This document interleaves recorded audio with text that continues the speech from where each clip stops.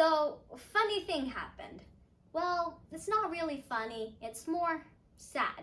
So, my grandpa, he almost mistakenly uploaded our private documents onto social media.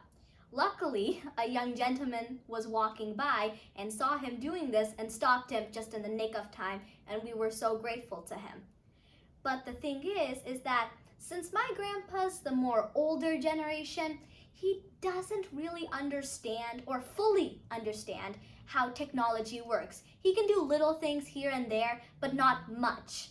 And since, well, let's put it this way, my grandpa isn't our next door neighbor. He lives pretty far away. So it's necessary for him to have a smartphone so that we can check in on him, call him, video call him, just to make sure everything's going smoothly.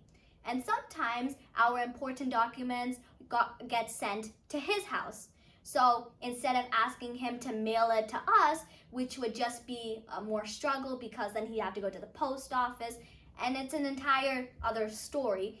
But instead, we ask him to take a photo and send it to us. And the thing is that after each of these documents, we go through the necessary precautions and say, hey, did you delete the photo? You didn't send it to anyone, right? You made sure it's gone. And he may say, yes, it's all gone. He says yes to all these questions. But the truth is that he doesn't really understand at least what he's doing. And yeah, he might have deleted it, but forgot to go in his recently deleted and delete it from there. Now, let's integrate this situation with my grandpa with today's technology and how smart apps are. They're pretty intelligent because now if you select any photo, it could say, do you want to upload it to here, here, here, here, and it'll list a bunch of social media platforms. And my grandpa, without thinking twice, just clicks on it and boom, life destroyed.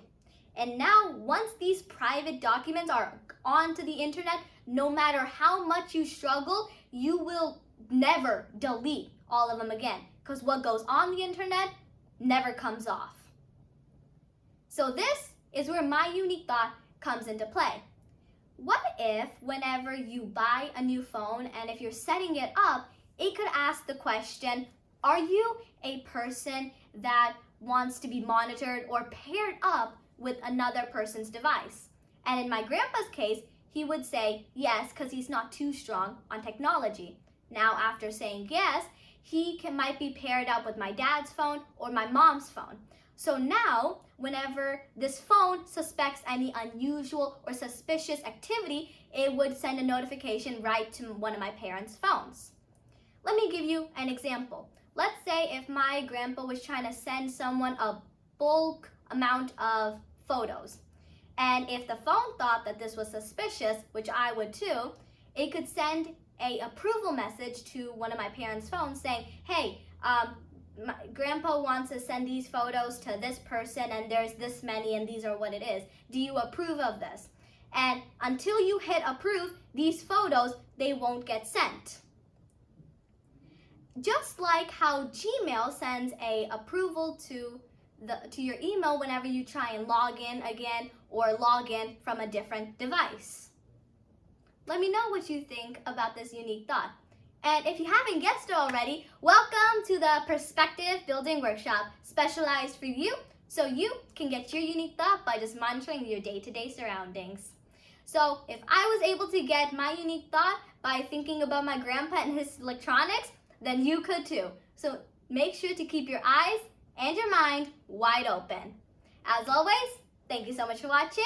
See you guys next time.